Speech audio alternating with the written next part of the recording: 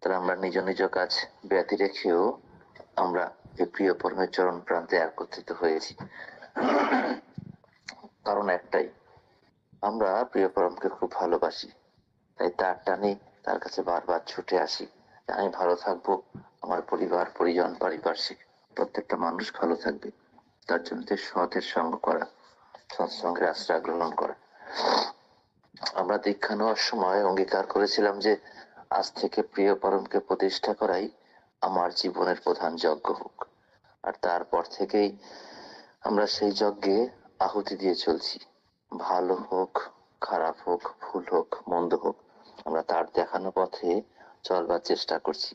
আর ভুল হলে বা খারাপ হলে আমরা তাই বলবো, যা কিনা শ্রী ঠাকুর সত্যানুসরণ গ্রন্থে লিখেছেন, হে প্রভু, আমি দোষ গুণ ভালো মন্দ আমি কিছুই জানি না, তোমার ইচ্ছাই আমার মধ্যে পূর্ণতা পাক। তাহলে পূর্ণতা আসবে কি করে? আমরা শ্রী ঠাকুরকে ধরেছি, বীজ নাম পেয়েছি, পঞ্চনীতি আমরা পেয়েছি, সেই যজন যজন ইষ্টভীতি সস্থানি সদাচার, তার সাথে ইষ্ট স্বার্থ পরায়ণ হওয়ার কথা তিনি বলেছেন, এবং খাদ্যাভ্যাস এবং আমাদের চালচলন, যদি আমরা এগুলোকে সুন্দর করে রপ্ত করতে পারি, তাহলে আমরা সেই ধীরে ধীরে ঠাকুরের দেখানো পথে গিয়ে সেই পূর্ণতার দিকে আমরা যেতে পারবো। শুধু পঞ্চনীতি পরিপালন নয়, তার সাথে ইষ্ট স্বার্থ পরায়ণ হয়ে চলতে বলেছেন। তাই তোমার ঠাকুর বলেন, ইষ্ট পদে টান না হলে জপ করিস বাকি, জনম ভর করলেও জপ লাভ হবে ফাঁকি। তাহলে আমরা ইষ্ট স্বার্থ পরায়ণ থাকতে হবে, এবং খাদ্যাভ্যাস চালচলন, আমার চরিত্রটাকেও সেভাবে করতে হবে যে আখিজের ধরে আমাদের দেখে মানুষ বুঝবে আমার প্রিয় পরম বা আমার গুরুদেব কেমন ভাবে ছিলেন। এবং খাদ্যাভ্যাস, আমি যদি বাজারেও যাই, সেখানে মনে করি আমি আমার প্রিয় পরমকে যে জিনিসটা ভোগে দিতে পারবো না, সেই জিনিসটা আমি খাবো কি করে?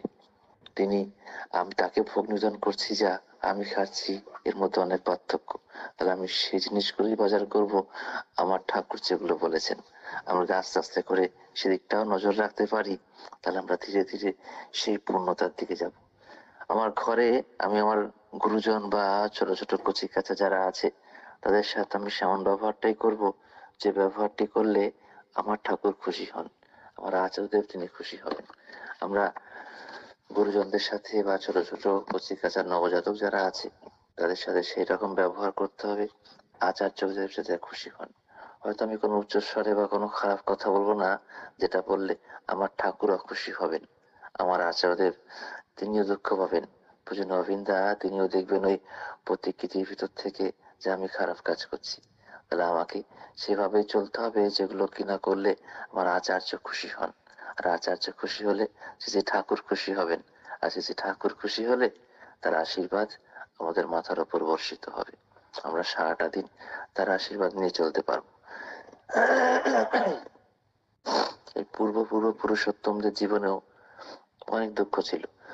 এই সত্য যুগে শ্রীহরি, ত্রেতায় রামচন্দ্র, দাপর যুগে শ্রীকৃষ্ণ, আর এই কলি যুগে জিসাস ক্রাইস্ট, হযরত রসুল শ্রী চৈতন্য মহাপ্রভু, শ্রীরামকৃষ্ণ পরমহংসদেব, তার পরবর্তী শ্রী ঠাকুর অনুকূলচন্দ্র। তা ক্রেতা যুগের পুরুষোত্তম শ্রীরামচন্দ্র, তার জীবনেও প্রচুর দুঃখ ছিল। নিজের বিবাহিত স্ত্রী সঙ্গে থাকতেও সে রাবণ নিয়ে গেল, 14 বছর বনবাসে কাটাতে হলো, রাবণের সাথে যুদ্ধ করতে হলো, ঘর থাকতেও ওই বনবাসে কাটাতে হয়েছে। ক্রেতা যুগ এসে দাপর যুগের পুরুষোত্তম শ্রীকৃষ্ণ, তার জীবনেও কম দুঃখ ছিল না। সেই কংসের সাথে তার যুদ্ধ করতে হয়েছিল, এবং ওই কারাগারের মধ্যে জন্মগ্রহণ করে আরো অনেকের রোষের মধ্যে পড়তে হয়েছে। তারপর পুরুষোত্তম শ্রী চৈতন্য মহাপ্রভু, তা তিনি যখন ওই সারা দেশে বিদেশে ওই সেই হরে কৃষ্ণ হরে রাম, রাম রাম হরে হরে যখন ওই কীর্তন চারদিকে সে বিলিয়ে দিচ্ছেন, লোকে তাকে টিকা টিপ্পণী দিয়েছে, কেউ ইট পাটকেল ছুঁড়েও মেরেছে, পাগলের আখ্যা দিয়েছে, তাকে খুব মন্তব্য করেছে। তার পরবর্তী শ্রীরামকৃষ্ণ পরমহংসদেব, যাকে লোকে পাগলা ঠাকুর বলতেন, তার জীবনেও কম দুঃখ ছিল না। তৎকালীন ভট্টাচার্য ব্রাহ্মণরা তাকে বঞ্চনা, লাঞ্ছনা, খারাপ কথা, গালাগাল, কুমন্তব্য তিনি সবাই করত। তার পরবর্তী শ্রী শ্রী ঠাকুর অনুকূল চন্দ্র, তার জীবনও তো দুঃখে ভরা ছিল, দারিদ্রতায় ভর্তি ছিল। ছোটবেলায় ঠাকুর অনুকূল চন্দ্র তার মাকে বলছেন, মা তুই মুড়ি ভেজে দে, আমি পাবনা বাজারে গিয়ে সেটা বেচে আসি। সেই মুড়ি বিক্রি করার টাকা বাড়িতে আনতে আনতে মনে পড়ে গেছিল তার স্কুলের এক সহপাঠী, তার পরীক্ষার ফিস দেওয়া হয়নি, তাকে দিয়ে সে কিছু টাকা পয়সা বাড়িতে নিয়ে এসেছিল। তার জীবন অনেক লাঞ্ছনা ছিল। সৎসঙ্গ তৈরি হওয়ার পর একদল মানুষ সৎসঙ্গের নামে খারাপ বাজে কথা রটাতে গেছিল। তবুও আমরা বা ঋত্বিক দাদারা বা বিভিন্ন আমরা যারা সৎসঙ্গীরা বিভিন্ন মানুষকে বলি, তোমাদের পুরুষোত্তমের দীক্ষা নেওয়া লাগে, সৎগুরুর শরণ নেওয়া লাগে। কেন? পূর্ব পুরুষোত্তম এবং বর্তমান শ্রী ঠাকুর অনুকূল চন্দ্র, তার জীবনে এত দুঃখ কষ্ট দারিদ্র থাকা সত্ত্বেও আমরা কিনা সবসময় বলি যে হ্যাঁ, সৎগুরুর শরণাপন্ন হতে হবে, সৎগুরুর দীক্ষা নেওয়া লাগে। আমার তো মনে হয় কারণ একটাই, কারণ পূর্ব পুরুষোত্তমরা তারা জানেন যে হাজার দুঃখ কষ্টের মধ্যে পড়লেও সঠিকভাবে সুন্দর করে সুচারুভাবে সেখান থেকে বাঁচা পড়ার পথটা তারা দিয়ে গেছেন, বা সুন্দর করে সে পথটাকে অতিক্রম করে কি করে মাথা উঁচু করে সবাইকে নিয়ে পারিপার্শ্বিককে নিয়ে বাঁচতে হয়, সেই দিকগুলো একমাত্র পুরুষোত্তমরাই দিয়ে গেছেন। হয়তো অনেকে বলবে যে আমার মা বাবা আছে, দাদু দিদা আছে, সত্যি তো তাই, মা বাবা তো সবাই আছে, তারা কিনা বাঁচতে পারার কথা বলতে পারে, সে কথা শুনবে আমার পরিবার পরিজন, আমার বন্ধু বান্ধব, পারিপার্শ্বিক, হয়তো এলাকার কিছু মানুষ বা ওই জেলার কিছু মানুষ, কিন্তু সমগ্র বিশ্ব ব্রহ্মাণ্ডের মানুষ বাঁচা পড়ার পথ খুঁজে পাবে কি করে? এই জন্যই সৎগুরু বা সৎ আচার্য ধরা লাগে। তাদের জীবনে হাজার দুঃখ কষ্ট থাকলেও সে দুঃখ কষ্টটাকে কি করে মোচন করে সুন্দর পথটাকে এগিয়ে নিয়ে চলছে সেটা দেখবার জন্যই, বা তাদের মতন অনুকরণ করে আমাদের বাঁচবার জন্যই প্রত্যেকের আমাদের জীবন্ত গুরু বা সৎ আচার্য ধরতে হয়। শ্রীরামচন্দ্র কেতার যুগের পুরুষোত্তম, তারও কিনা জীবন্ত গুরু ছিল। তিনি বশিষ্ঠ মুনির কাছ থেকে দীক্ষা নিয়েছিলেন। যখন বশিষ্ঠ মুনির কাছে দীক্ষা নিতে গেছিলেন, বশিষ্ঠ মুনি শ্রীরামচন্দ্রকে জিজ্ঞাসা করেছিলেন, হে ত্রিকালেশ্বর, তা আপনি তো সব কিছু করতে পারেন, তা আপনার জীবনে এত কেন দুঃখ? তার উত্তরে শ্রীরামচন্দ্র বলেছিলেন যে পুরুষোত্তমদের সর্বোত্তম লীলা হচ্ছে নরলীলা, আর এই নরলীলাতেই তোমাদের মত আপনাদের মতন আমার জীবনও দুঃখ আছে, কষ্ট আছে, হাসি আছে, কান্না আছে, মানুষ সেটা সহজে বুঝতে পারে না। শ্রীরামকৃষ্ণ পরমহংসদেব যখন সবার দীক্ষা নিয়ে তোতাপুরীর কাছ থেকে শেষ জীবনে সন্ন্যাস গ্রহণ করতে গেছিল, ওই তোতাপুরীও একই জিনিস শ্রীরামকৃষ্ণ পরমহংসদেবকে জিজ্ঞাসা করেছিল যে আপনার জীবনে তো এত দুঃখ আছে, তবুও কিনা সেই দীক্ষা করছেন, সন্ন্যাস নেবেন। শ্রীরামকৃষ্ণ পরমহংসদেব বলেছিল, এই পুরুষোত্তমদের নরলীলাতেই মানুষের মতন আমরাও হাসি কাঁদি দুঃখ কষ্ট ভোগ করি, কিন্তু সাধারণ মানুষ তা মানতে পারে না। সত্যিই তাই। আজ শ্রী চৈতন্য মহাপ্রভু, সেও কিনা দীক্ষা নিয়েছিল কেশব ভারতীর কাছ থেকে। যে কেশব ভারতী যখন দীক্ষা নেওয়ার পর জিজ্ঞাসা করেছিল, এত নাম বিলোচ্ছেন, এত দুঃখ কষ্ট ভোগ করেও সেই আপনারও দীক্ষা নিতে হবে? সেই শ্রী চৈতন্য মহাপ্রভু কিন্তু সে একই কথাই বলেছিল। তাহলে আমাদের প্রত্যেকের জীবনে জীবন্ত গুরু বা সৎ আচার্যকে ধরতে হয়।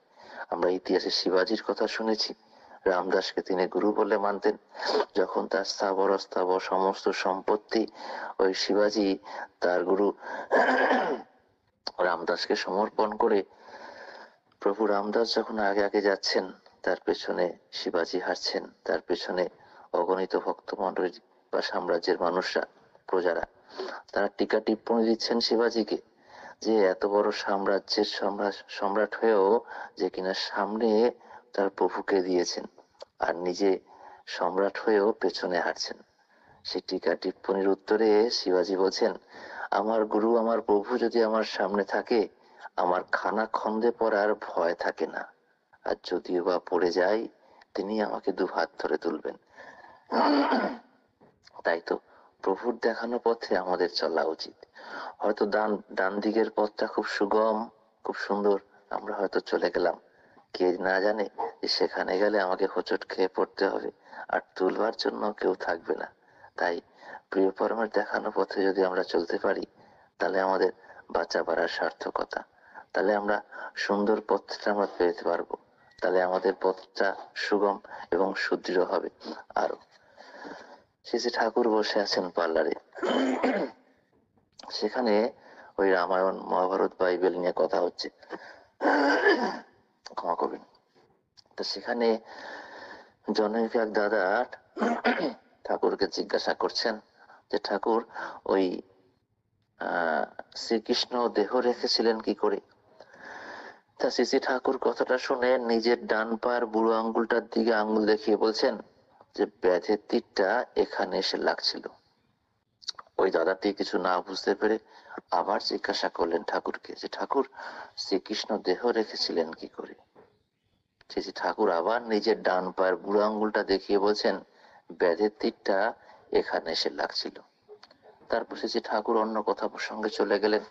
তা সেখানে তিনি ওই বাইবেলের কথা হচ্ছিল, যীশু খ্রিস্টের কথা হচ্ছিল। তখন শ্রী ঠাকুর বলছেন ওই জেরুজালেমের চাঁদ সূর্য এখন পাবনায় চলে আইছে, অর্থাৎ জেরুজালেমের নাজারাত শহরে ওই যীশু খ্রিস্টের জন্মস্থান, আর শ্রী ঠাকুর তখন পাবনায় অবস্থান করছেন। তাই ঠাকুর বলছেন জেরুজালেমের চাঁদ সূর্য এখন পাবনায় চলে আইছে। তা কথাটা বলতে বলতে শ্রী ঠাকুর অনেকক্ষণ ধরে কাশছেন, বা হাত দিয়ে গলার বাদিকটা হাত দিয়ে একটু ডলে দিচ্ছেন। তা কথা বলতে বলতে মাঝে মাঝে একটু কাশি উঠে লালা পড়ছে। তা ঠাকুরকে যারা সেবা করতেন, ওই তিত্রিদি, রমন সাহার মা, সরোজিনী মা, তা ঠাকুরকে জিজ্ঞাসা করছেন ঠাকুর বেশ কয়েকদিন ধরেই দেখছি আপনি কথা বলতে গেলে খেয়ে হারিয়ে ফেলেন, আপনি যখনই কাশেন গলা ব্যথা করে, আর বা হাত দিয়ে গলাটাকে হাত দিয়ে আলতো করে করে একটা মালিশ করতে থাকেন, তা কেন হয়েছে ঠাকুর? শ্রী ঠাকুর হাসতে হাসতে বলছে মারণ রোগটা তো এইখানেই বাসা বাঁধছিল রে। কত সুন্দর কথা! তার আমরা সকলে জানি শ্রীরামকৃষ্ণ পরমহংসদেব তার শেষ জীবনে যক্ষা রোগ ধারণ করেছিল এক ভক্তের আকুল অনুরোধে। তা শ্রীরামকৃষ্ণ পরমহংসদেব সেই ডান দিয়ে গলায় তার যক্ষা রোগটি হয়েছিল, আর শ্রী ঠাকুরও কিন্তু তাই বলছেন যে মারণ রোগটা তো এখানেই হয়েছিল। তাহলে আমরাও দেখতে পেলাম শ্রী ঠাকুর একাধারে শ্রীকৃষ্ণ, একাধারে জিসাস ক্রাইস্ট যীশু খ্রিস্ট, একাধারে শ্রীরামকৃষ্ণ পরমহংসদেব। তাই আমাদের এমনই একজন পুরুষোত্তমকে পেয়েছি যার মধ্যে পুরো পুরুষোত্তমদের সমস্ত গুণগুলো তার মধ্যে আছে। শ্রী ঠাকুর একদিন পার্লারে বসে আছেন, তার পার্ষদ দেবী প্রসাদ মুখোপাধ্যায় তা শ্রদ্ধেয় দেবীদা ঠাকুরের কাছে এসছেন ওই নাকটা আর ঠোঁটটাকে ঢেকে রেখে, হাত দিয়ে ঢেকে দিয়ে। তা শ্রী ঠাকুর দেখে জিজ্ঞাসা করছেন ও দেবীদা আজকে আপনি নিজের নাক মুখটা ঢাকি রাখছেন কে? তা কথা শুনে দেবীদা বলছেন ঠাকুর ওই গতকাল নাট মণ্ডপে একটা নাটক মঞ্চস্থ হয়েছে, তা নাটকের নাম ছিল লবকুশ। তা ওই যে মেকআপ ম্যান সে আসি কইল যে ওই শ্রীকৃষ্ণের নাকি দাড়ি গোঁফ ছিল না, আর আমি তো শ্রীকৃষ্ণের ভূমিকায় ছিলাম, তাই ওই মেকআপ ম্যান আমার দাড়ি গোঁফটা কাটি দিছে, তাই জন্য লজ্জাতে আপনার মুখ দেখাতে পাচ্ছি না। তা শ্রী ঠাকুর হাসতে হাসতে নিজের গোঁফটার দিকে আঙুল দেখিয়ে বলছেন কে কয় শ্রীকৃষ্ণের গোঁফ ছিল না? এই দেখেন দেবীদা আমার মতন এরকম গোঁফ ছিল। দেবী প্রসাদ দা শ্রী ঠাকুরের দিকে তাকালেন, দেখতে পেলেন শ্রী ঠাকুরের মুখমণ্ডলের মধ্যে তার একটা অবয়ব শ্রীকৃষ্ণের মূর্তি ধরা দিল। দেবী প্রসাদ দা স্তম্ভিত হয়ে গেলেন, ঠাকুরের পায়ে পড়ে প্রণাম করতে যখন লাগলেন শ্রী ঠাকুর বলছেন ও দেবীদা নাম এবং নামই যেখানে একখানে রয়, ভিন্ন ভিন্ন জায়গায় হাত রায়া কি লাভ দেবীদা? দেবীদা ঠাকুরের দিকে তাকালেন, ঠাকুর আবার বললেন নাম এবং নামই যেখানে একই জায়গায় রয়, ভিন্ন ভিন্ন জায়গায় হাত রায়া কি লাভ দেবীদা? এই হচ্ছেন শ্রী ঠাকুর। তাহলে তিনি একাধারে সব। তাহলে আমরা এমনই একজন পুরুষোত্তমকে পেয়েছি যাকে ধরেছি আমরা, তার মধ্যে পুরো পুরুষোত্তমরা সব তার মধ্যে প্রেরিত রয়েছে। তাহলে আরো তাকে জাপটে ধরতে হয়, আর জাপটে ধরা মানেই তার অনুশাসনবাদ, তার ইডিওলজি, তার ভাবধারা আমি আরো করে রপ্ত করব। 137টা বছর ধরে বাচ্চা বাড়ার তুক সে একটাই। আজকের দিনে যে সকল দাদা মায়েরা প্রিয় পরমে চরণ প্রান্তে এসছেন, বা আগামীকাল যারা প্রিয় পরমে চরণ প্রান্তে আসবেন, সেই বাচ্চা বাড়ার তুক সে একই। ব্যজন যাজন ইষ্টভীতি সস্তনে সদাচার, তার সাথে ইষ্ট সার্থক পরায়ণ হয়ে চলা এবং খাদ্যাভ্যাস। এই আমাদের প্রত্যেক মানুষের হাতেই বা আমাদের হাতে এক হাতে 5টা আঙ্গুল থাকে। তা 5টা আঙ্গুলকে যদি আমি যজন যাজন ইষ্টভীতি সস্তানে সদাচার হিসেবে দেখি, 5টা আঙ্গুল যদি মুঠ করি মানে মুষ্টিবদ্ধ করি, বেশ হাতের মুঠটা বেশ শক্তপোক্ত হয়, কাউকে খুশি মারতে গেলেও বেশ শক্ত হয়। কিন্তু যদি 5টা আঙ্গুল থেকে একটা মুঠ করার পর একটা আঙ্গুল যদি একটু ঢিলে করে ফেলি বা বার করে ফেলি, তাহলে মুষ্টিটা অনেক হালকা হয়ে যাবে, সেখান থেকে হাওয়া ঢুকে যাবে, আমাদের শরীরের মধ্যে প্রবৃত্তিগুলো এসে বাসা বাঁধবে, আর তখনই আমরা ইষ্টমুখী চলন থেকে আস্তে আস্তে করে আরো পিছিয়ে পড়বো, আর তখনই আমাদের জীবনে দুঃখ নেমে আসবে। আর আমরাই তখন ঠাকুরকে দোষারোপ করি যে হে প্রভু, আমি তোমার অর্ঘ কালেকশন করছি, ডিপির কাজ করছি, সাদা পোশাক পরে সৎসঙ্গ যাচ্ছি, তবু আমার জীবনটা কেন এত দুঃখের। মায়েরা হয়তো বলবে যে আমি লাল পেরে শাড়ি পরে মাতৃ সম্মেলন করতে যাচ্ছি, তবু আমার সংসারটা ফাটল কেন আছে, ওই ডেনলাইট বা ফেভিকলের মতন জোড়া কেন লাগছে না? কারণ তো একটাই, আমরা সঠিকভাবে পঞ্চনীতি পরিপালন করছি না। ঠাকুর যে বাঁচা বাড়ার দুঃখগুলো দিয়েছে, আমরা সেটা করতে পারি না। মানে আমি সুব্রত, আমি আমাকেই বলছি, I am telling my self. তাহলে আমরা সেগুলো করতে পারি না বলে আমাদের জীবনে এত দুঃখ। তিনি দুঃখের তাকে কি করে মোচন করব সেটা তিনি বলে গেছেন, কিন্তু আমরা সেগুলো হয়তো সঠিক সময় করতে পারি না, তাই আমাদের জীবনে দুঃখ। সেই সিসি দাদার লেখা গান, ওই জীবন রথের চালক ওগো তোমায় নমস্কার, কোটি নমস্কার প্রভু, কোটি নমস্কার। তার পরের লাইনটা আছে, উল্টো পথে চলে সদাই ভাগ্যে চোটায় তিরস্কার, তুমি বাঁচাও দু হাত ধরে, তোমায় নমস্কার। তাই আমরা নিজেরা উল্টো পথে চলি, আবার নিজেরাই কষ্ট ভোগ করি, আর প্রিয় পরমকে দোষারোপ করি, এতে প্রিয় পরম অখুশি হন। তাহলে আমরা সেটাই করব। ঠাকুর আমাদের যা বলে গেছেন, একটা সংখ্যা, 1-এর পর 0 দিলে 10 হয়, 10-এর পর 0 দিলে 100 হয়, 100-এর পর 0 দিলে 1000, 10,000, 1 লক্ষ, 1 কোটি হয়ে যায়। কিন্তু 1কে যদি সরিয়ে দেওয়া হয়, শূন্যগুলো হাবুডু বা লুটোপুটি খাবে। তাই আমরা সেই 1কে জীবনের প্রথমে রেখে যে পাথেয় করে তাকে ধরে চলব, আর তাকে ধরে চললেই আমাদের বাঁচা বাড়ার সার্থকতা।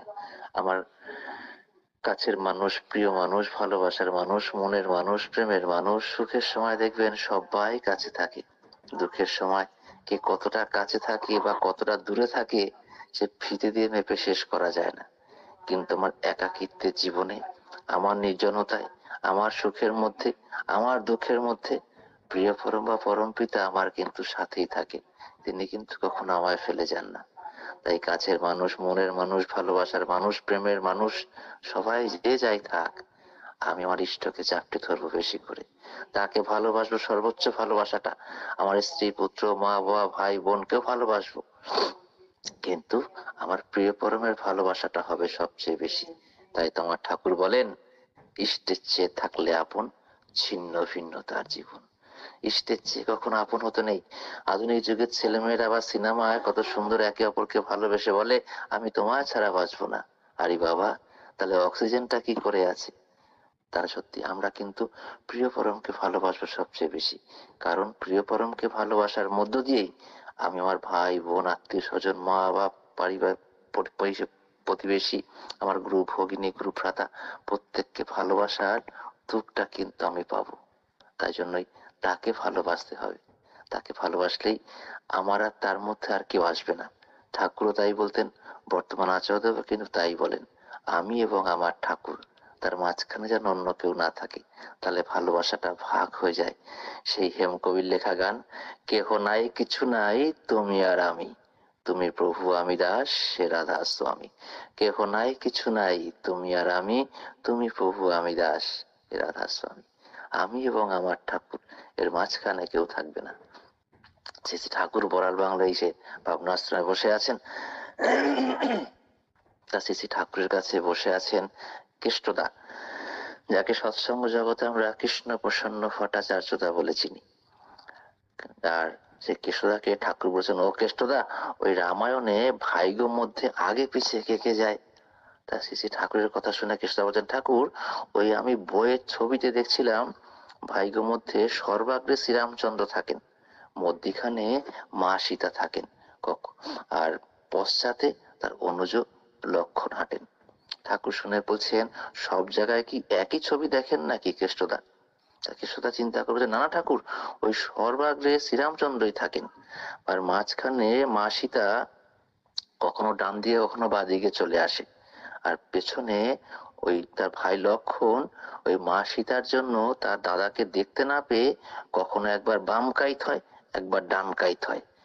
শ্রী শ্রী ঠাকুর আনন্দে আত্মহারায় বলছেন, ও কেষ্টদা, আমিও তো সেই কথাই কই, আপনার এবং আপনার প্রিয় পরমের মাঝখানে মা সীতার মতন কাউরে রাখবেন না, যেন আপনাকেও পরম পিতাকে দেখতে হলে একবার বাম কাইত হইতে হয়, একবার ডান কাইত হইতে হয়। কত সুন্দর কথা! তাহলে আমি এবং আমার ঠাকুর, তার মাঝখানে হাজার হাজার লক্ষ লোক থাকুক না কেন, তার মাঝখানে যেন কেউ না থাকে। কারণ প্রিয় পরমের ভালোবাসার মধ্য থেকেই তিনি আমাদের দেখিয়ে দেন আমার প্রিয় মানুষটাকে ভালোবাসতে হবে কি করে। অনেকেই বলেন, আমার মা বাবা তো আছে সেই জীবন গুরু, তাকে ভালোবাসি। আরে বাবা, আমি অনেক সময় প্রশ্ন করি, আমার ঠাকুরও বলেন জীবন্ত গুরুকে আগে পুজো করতে হয়, তা না হলে আমাকে কেউ ভালোবাসে না। তা আমি তাকেও বলি, সত্যি তোমার মা বাবা আসল গুরু, তাই তুমি খুব ভালোবাসো। সকালে উঠে একবারও কি মা বাবাকে কর হয়ে প্রণাম করেছো? বা মা বাবা খাওয়ার আগে তুমি কি নিজে কখনো খেয়ে নিয়েছো? সেটা তো আমরা করি না সদ্গুরু সদ্দীক্ষা নেওয়ার পর। এই এই জিনিসটাই তো আমরা ঠাকুর বাড়ি থেকে আমাদের প্রাপ্ত, ঠাকুর ধরে আমাদের শেখা, যে মা বাবাকে ভালোবাসবো ঠিকই, সে ভালোবাসার তত্ত্বগুলো কিভাবে আছে, তুকগুলো কি করে আছে, আমরা সেটাকে জানতে পারি। অনেক বাড়িতে যখন আমরা যাজন করতে বা টিপির কাজে গিয়ে দেখা যায় তাদের সংসারটা আগুন লেগে গেছে, তারা অনেক অনেক আধুনিক সুসজ্জিত বর্তমান ছেলে মেয়েদের মা বাবারা নিঃশ্বাস প্রশ্বাস এই দুটো শ্বাস তো নিয়ে থাকেই, এছাড়াও আরো দুটো শ্বাস নিয়ে থাকে। কি বলেন তো? দীর্ঘশ্বাস আর নাভিশ্বাস। নাভিশ্বাস ফেলায় যে আমার ছেলেটাকে এত সুন্দর করে বিয়ে দিলাম বা মেয়েটাকে বিদেশে বিয়ে দিলাম, তারাও কিনা আমাকে দেখে না। আর দীর্ঘশ্বাস ফেলায়, কোনো একটা সময় আমার বাড়িতে বেশ কিছু ছেলে মায়েরা এসেছিল, দীক্ষার কথা বলছিল। আমি তাদের বলছিলাম, আমার ছেলেটা বাচ্চা ছেলে, এখন কেন দীক্ষা নেবে? আমার মেয়েটা কোন বাড়িতে গিয়ে বিয়ে হবে, এখন কেন দীক্ষার দরকার আছে?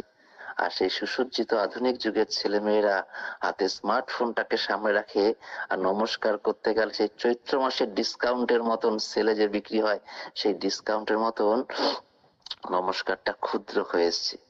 আমরা যখন স্কুল কলেজ ইউনিভার্সিটিতে পড়তাম, তবু নমস্কারটা কপাল থেকে গলা পর্যন্ত আসতো, তারপর সেটা ডিসকাউন্ট পেতে পেতে ওই নাকের থেকে গলা। আর এখনকার দিনের ছেলে মেয়েগুলোকে দেখি স্মার্টফোনটাকে হাতে রাখছে, আর থুতনির তলা থেকে গলা পর্যন্ত নমস্কার, যেন 1 ইঞ্চির মধ্যে নমস্কারটা থাকে। আর আমরা যারা সৎসঙ্গী, কারোর সঙ্গে দেখা হলেই নিজের অহংবোধটাকে, আত্ম অহংকারটাকে ত্যাগ করে আমরা দুহাত জোর করে জয় গুরু বলি। আর বাইক বা সাইকেল চালালেও ঘাড় নিচু করে নত করেও আমার গুরুকে আমরা জয় গুরু আখ্যা দিই। তারপর তো গুড মর্নিং গুড নাইট কিন্তু আছেই। এই হচ্ছে আমাদের ঠাকুর ধরার সার্থকতা। কিছুটা হলেও আমরা গড় হয়ে প্রণাম করতে পারি, আমরা এক জায়গায় ধীর স্থির হয়ে এতক্ষণ ধরে বসতে পারছি। আর সৎসঙ্গে আসার আগে আমি অন্তত পক্ষে ভাবতাম, আপনি বাঁচলে বাপের নাম, আমি ভালো আছি, আমার মা ভালো থাকবে, ভাই বোন বন্ধু বান্ধব ভালো থাকবে, তাহলেই হবে। সৎসঙ্গ জগতে এসে দেখলাম যে যে ঠাকুরের লেখা সেই ছোট্ট বইটা 1910 সালে 22 বছর বয়সে সেই হস্তলিখিত সত্যান্বেষণ গ্রন্থে পেলাম, অপরের মঙ্গল কামনাই নিজ মঙ্গলের প্রসূতি। ছোট্ট একটা লাইন পড়ে আমরা যারা সৎসঙ্গী 360 ডিগ্রি ঘুরতে বাধ্য হলাম। কারণ এতদিন জেনেছি নিজে ভালো হলেই সব ভালো। ঠাকুরের জগতে সে ঠাকুর শেখালেন অপরের মঙ্গল কামনা করার মধ্য থেকে নিজের মঙ্গল লুকিয়ে আছে। তাই তো আমরা সৎসঙ্গে যাই যখন, অফলাইন হোক অনলাইন হোক, আমরা নিজের ভালো চাই না। আমরা কখনোই বলি, ঠাকুর তুমি আছে এটাকে দেখো, আমাকে ভালো করো। কারণ আমরা এগুলো ভুলে গেছি। আমরা সেই পরিবারের শান্তি কামনা করি, বিশ্বের শান্তি কামনা করি, উপস্থিত যারা আছেন প্রত্যেকের মঙ্গল কামনা করি। এও কিন্তু আমার ঠাকুর ধরে শেখা। আমরা ঠাকুর ধরে নিয়মানুবর্তিতা এবং সমানুবর্তিতাকে গুরুত্ব দিতে পেরেছি, কারণ নির্দিষ্ট সময় প্রার্থনা হয়, আমরা সকাল বিকাল সেই প্রার্থনার সময়টা প্রার্থনা করি, রাস্তাঘাটে যেখানেই থাকি না কেন। আমার ঠাকুরই তো বলে গেছেন, যেথায় থাকি সোসনা বেহুশ, করতে সন্ধ্যা প্রার্থনা, হবি তাতে কর্ম নিপুণ, শক্তি পাবে বর্ধনা। তাই আমরা সময়কে গুরুত্ব দিতে শিখেছি, আমরা নিয়মটাকে মানতে শিখেছি, আমাদের গুরুজনদের সঙ্গে ব্যবহার করা বা ধৈর্য আমরা হতে শিখেছি একমাত্র সৎসঙ্গ থেকে আসা, শিখতে পেরে। তাই তো আমাদের সেই ঠাকুরের কাছে বা সেই পুরুষোত্তমদের, হ্যাঁ আমার আমার সময় হয়েছে, আর 1.5 মিনিট মনে হয় বাকি আছে। যাই হোক, আমার মা জানলা থেকে উঁকি মেরে দিয়েছে। তাহলে আমরা সেই ঠাকুরকে বা সেই পুরুষোত্তমকে ধরে চলবো, যিনি আমাদের বাঁচতে পারতে সহায়তা করে। এবং আমার ঘরে যারা কচি কাঁচা নবজাতক আছে, আমরা তাদেরকেও এগিয়ে দেব। হয়তো আমরা তাদেরকে বাড়ি গাড়ি দিতে পারবো না, তাদেরকে আমরা ঠাকুর ধরিয়ে দেবো। তাহলে আমরা চলে গেলেও শান্তি পাবো যে আমার সন্তানটিকে আমি ঠাকুরময় করে গেছি। তারাও একদিন সুন্দর করে ঠাকুরের কথা ছড়িয়ে দেবে, একটা সুন্দর পরিবেশ সৃষ্টি হবে। আর তখনই আমরা দীপ্ত কণ্ঠে বলতে পারবো, একাদেশে চলে যারা, তাদের নিয়ে সমাজ করা। আসুন এই সুন্দর সমাজে আমি আপনি সকলে তার হয়ে উঠি, আমার হৃদয় মন্দিরে তাকে প্রতিষ্ঠা করি। আজ এখানে যারা উপস্থিত আছেন, প্রত্যেকের ইষ্টচ্ছল জীবন প্রার্থনা করি। আর যার আহ্বানে আসা আমার স্বপ্ন দাসমা, তাকে আমি জয়গুরু জানাই। এবং এই মেঘালয়বাসী, তুরাবাসী বা এই মেঘালয়ের অনলাইন সৎসঙ্গে যারা যারা আছেন, প্রত্যেকের ইষ্টচ্ছল জীবন প্রার্থনা করি। সবাই খুব ভালো থাকবে। জয় গুরু। বন্দে পুরুষ উত্তমম।